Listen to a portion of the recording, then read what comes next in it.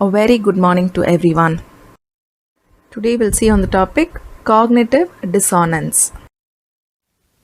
For this session, I have referred to sources from Share Slides, Internet Sources, Slides and Images, and I have referred to the book Organizational Behavior by Stephen P. Robbins. Cognitive dissonance refers to a situation involving conflicting attitudes, beliefs, or behavior. This produces a feeling of mental discomfort, leading to the alteration in one's behavior, beliefs, or attitudes. People will have very core belief about something which will be very strong. Now, when they have a new evidence against the core belief, they cannot quickly accept it. That is what is called as cognitive dissonance. You already believe that something is there. Suddenly, there is a new evidence stating that that is not the truth. That when you know about this, the feeling, the discomfort which you get after knowing that that is not the truth, that is what is cognitive dissonance. And because it is so important to protect the core beliefs, the people will rationalize, ignore, and even deny anything that doesn't fit with the core belief.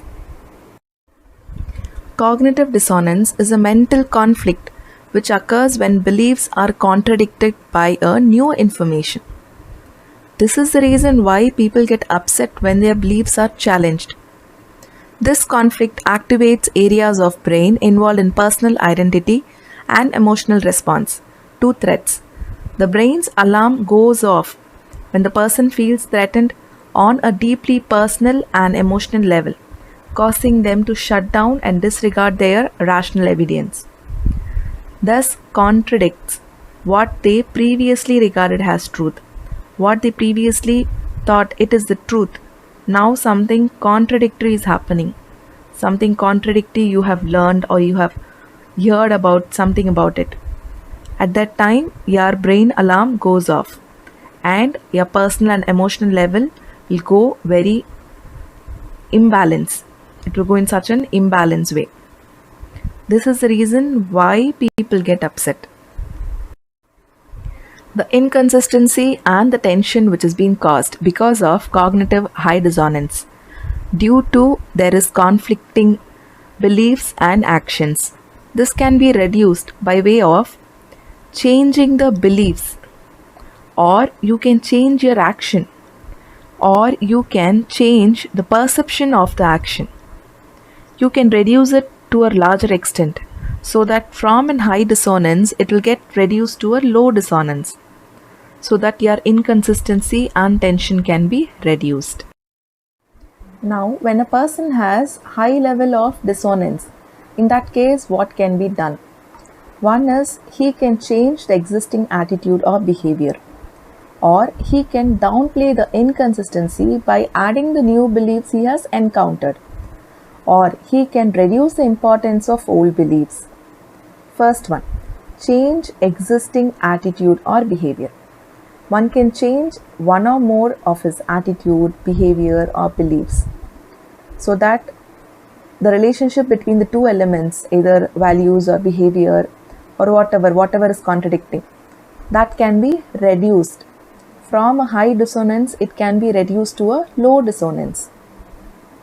A person who is smoking knows very well that there is a chance that he might be getting infected because of some highly dangerous diseases like cancer or something else.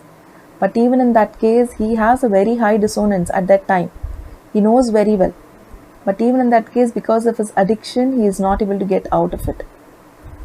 So what could be done? He should work hard to get out of that addiction. He can move to some other habits where he can get out of that addiction. You can change the attitude or behavior. Second one, downplay the inconsistency by adding new beliefs, a new information which you have encountered that you can add, that will overweigh the existing beliefs. But this one, whatever new beliefs has been added, even in that case, from a high dissonance to low dissonance, it will take a long time if you are using the step 2. Or you can go for third option, reducing the importance of old beliefs. A person can convince that the old belief which he had is of less importance. It is not for today, it was for yesterday. Something can be done about the old beliefs, and then you can reduce the importance of old beliefs so that from a high dissonance you can move on to a low dissonance. There has been great amount of research which has been done on cognitive dissonance, and it is providing some interesting and some unexpected findings. It is a theory with very broad application, showing that we aim for consistency between attitudes and behaviors and may not use very rational methods to achieve it. In fact, it has an advantage of being testable by scientific means, that is by experiments. But there is a problem from scientific point of view because we cannot physically observe cognitive dissonance because it is a behavior and it is subjective, and there is so much of ambiguity, vagueness in the term dissonance itself because it is a perception of cognitive or a feeling of cognitive or a feeling about a perception. So whatever it is, generally what happens when a person's action and his behavior doesn't go in line, in that case the tension do arises.